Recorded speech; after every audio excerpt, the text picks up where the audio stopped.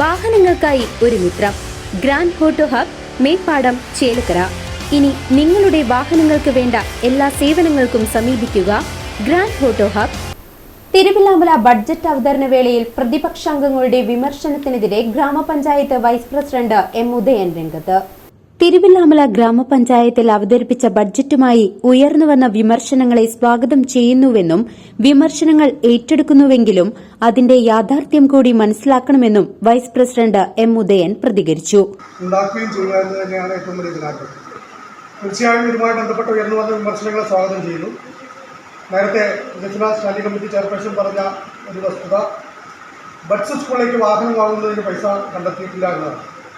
അതുമായി ബന്ധപ്പെട്ട് പറയാനുള്ളത്, പൊതു പണം ഉപയോഗിച്ചുകൊണ്ട് നമുക്ക് വാഹനം വാങ്ങാൻ സാധിക്കില്ല. ജില്ലാ പഞ്ചായത്ത് കഴിഞ്ഞ വർഷം 10 ലക്ഷം രൂപ തിരുവില്ലാമല പഞ്ചായത്തിനും അതുപോലെ തന്നെ കൊണ്ടാഴി ഗ്രാമപഞ്ചായത്തിനും അനുവദിച്ചിരുന്നു.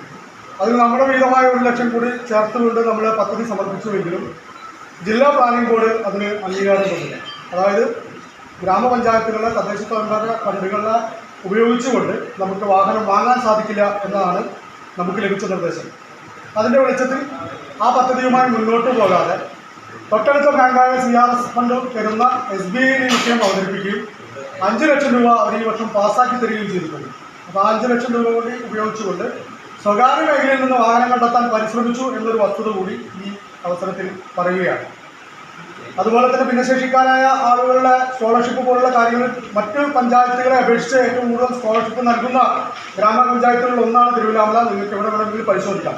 ഇനി അതിൽ കുറവുണ്ടെങ്കിൽ, തുകയുടെ കുറവുണ്ടെങ്കിൽ തീർച്ചയായും നമുക്കത് വക ഇരുത്താവുന്നതാണ്. എന്തായാലും അതിന് സ്വാഗതം ചെയ്യും. അടുത്ത മുൻ പഞ്ചായത്ത് പ്രസിഡന്റ് കൂടിയായ KP ഉമാശങ്കർ ഉന്നയിച്ച കുറേയേറെ പദ്ധതികളുണ്ട്. രാഷ്ട്രീയമായ അത്തരം വിമർശനങ്ങളൊക്കെ കേൾക്കാം, പക്ഷേ അതിൻ്റെ യാഥാർത്ഥ്യം കൂടി മനസ്സിലാക്കേണ്ടതുണ്ട്.